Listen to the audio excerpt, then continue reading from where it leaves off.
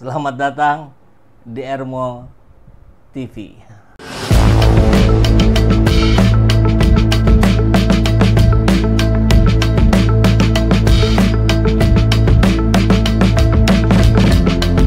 Bersama saya, Saiful Zaman, kebaikan yang terorganisir akan selalu mengalahkan kejahatan.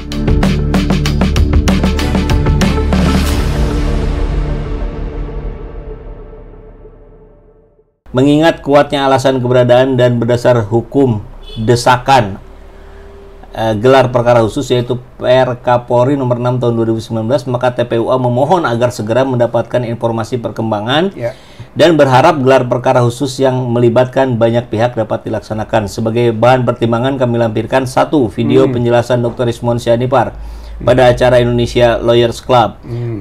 Video wawancara podcast Dr. KRMT Roy Suryo dengan Saiful Zaman. Ini kok masuk juga? Waduh. Dalam Ermo TV. Oke. 3. Video wawancara podcast M. Rizal Fadila SH dengan Abraham Samad dalam Abraham Samad Speak Up. Dan 4. Topi merah berjudul Uji Cetakan Skripsi Jokowi Hand Press atau Printer Modern. Demikian surat ini disampaikan. Atas perhatian dan kerjasamanya kami ucapkan terima kasih. 10 Juni, hormat kami tim pembela ulama dan aktivis M. Rizal Fadila, Wakil Ketua, tembusan Presiden, Pimpinan DPR, Jaksa Agung, Kompolnas, tim advokasi anti kriminalisasi akademi dan aktivis 6 arsip. Ditandatangani juga oleh Sekjen TPUA Azam Khan. Nah, ini diserahkan 4 video ini dalam bentuk flash disk. Flash disk. Flash disk. Jadi semuanya sudah ada lengkap di flash disk. Apa Pak Rizal yang isi dari 4 video ini sehingga menjadi bahan pertimbangan yang dilampirkan, Pak? Ya, yang berkaitan dengan Indonesia Lawyer Club itu soal hand press dan letter press yang dipermasalahkan, bahkan diragukan, bahkan akhirnya juga menggambarkan tidak profesional cara kerjanya Bareskrim atau laboratorium forensik, gitu kan, hanya cukup dengan diraba dan dilihat cekungan, lalu disimpulkan hand press, letter press. Saya kira itu nggak ilmiah gitu, kata Dr. Rismon. Saya kira itu dalam wawancaranya ada satu. Yang kedua, kalau dengan Dr. Roy, saya kira itu soal temuan, temuan ijazah dari Fronojiwo, kemudian almarhum Hari Mulyono, dan Sri Murti Ningsih. Itu orang-orang yang dekat dengan Jokowi sebetulnya kan. Itu ternyata dibandingkan oleh Dr. Roy Suryo, ya sesuai dengan dalam wawancara Ermo kita gitu kan, itu tidak identik.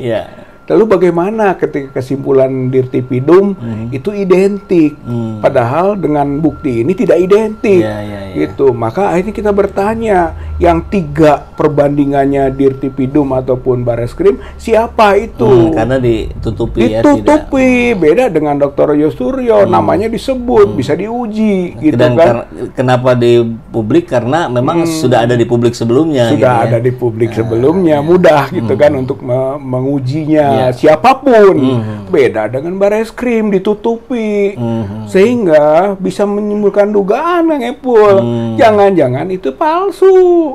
Pembandingnya berarti palsu dengan palsu ya identik.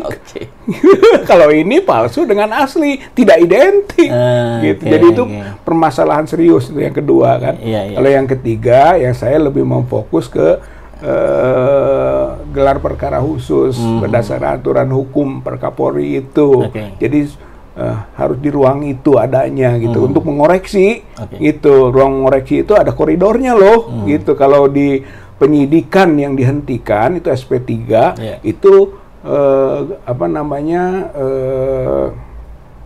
pra-peradilan. Itu kan anunya itu koreksinya pra-peradilan. Kalau di sini koreksinya gelar perkara khusus. Gitu. Nah, kalau yang keempat itu anak muda yang menguraikan soal hand press, letter press. Sama dengan Dr. Rismon, luar biasa anak ini. Ya, makanya dia buat di channel Topi Merahnya itu temuan yang bagus yang mendukung sebenarnya analisis ilmiahnya dari Dr. Rismon. Dan itu diserahkan di tanggal 10 Juni kemarin. Jadi belum waktu kita datang ke sana belum dibaca, belum gitu kan. Walaupun sebenarnya harus harusnya ya sudah mengikuti dong. Itu masalah yang berkaitan. Kan banyak orang hebat juga ya di Barreskrim harusnya ada orang yang hebat. Yang menarik ketika Pak Rizal datang ke sana diberikan juga surat oleh Barreskrim. Begitu. Coba kita tampilkan suratnya.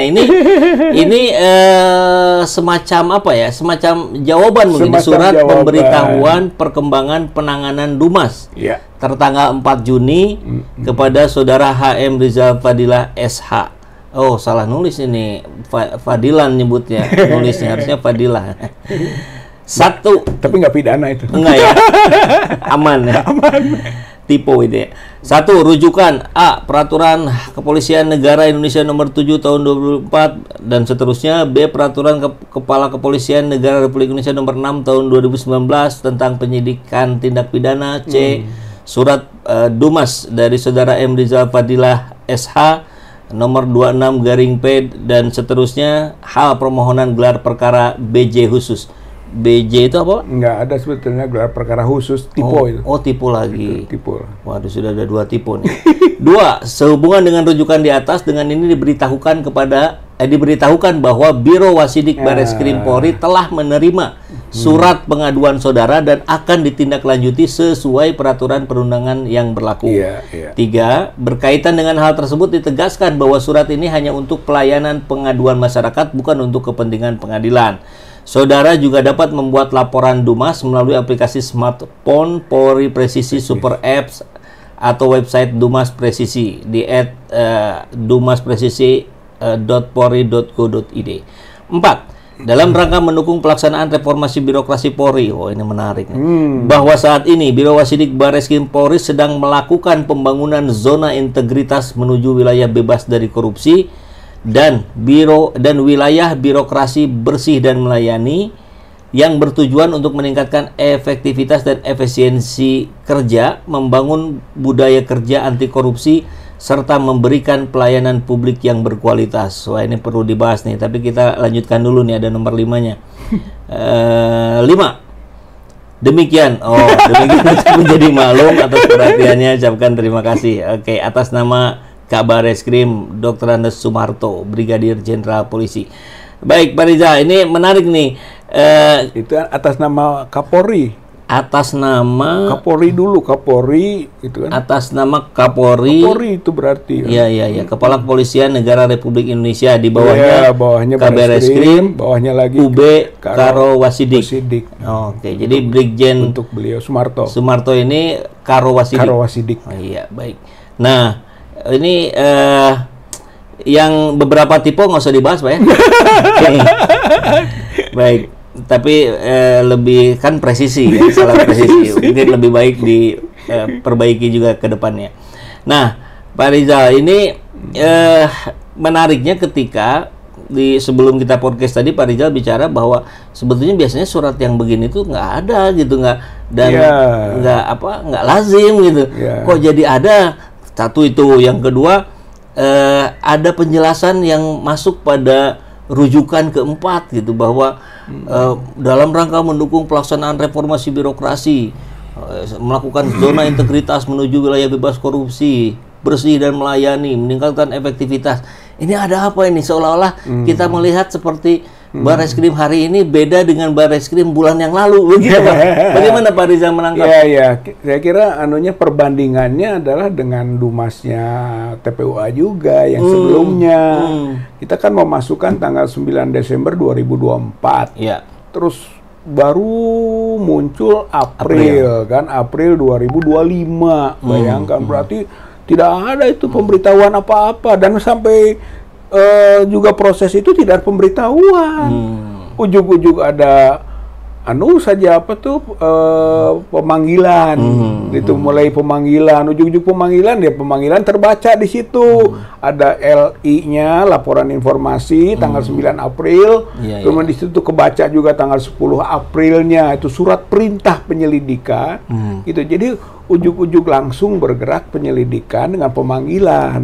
Tidak ada seperti ini. Itu yang maksudnya gitu kan, yang kita sebut ini nuansanya baru gitu kan. Jadi tanggal 26 Mei kita buat surat, tanggal 4 Juni tuh kan belum sebulan, gitu kan sudah ada pemberitahuan, walaupun diberikannya pas kita sedang datang, gitu kan, pas itu mah kebetulannya gitu, serahkan saja gitu kan, ya sudah nggak apa-apa, itu mah soal teknis mungkin. Tapi itu didiskusikan, Pak, bersama staf di sana, diskusikan untuk menyatakan bahwa ini kebetulan para pimpinan di sini sedang ada tugas ke Jawa Tengah. Semuanya ada ya kita rapim atau nggak tahu kita kan ada apa Jawa Tengah ini gitu. Yang jelas mah mudah-mudahan sih dalam rangka kita juga gitu itu harapan kita gitu kan. Nah, tapi kalau mau bisa ketemu mungkin minggu depan.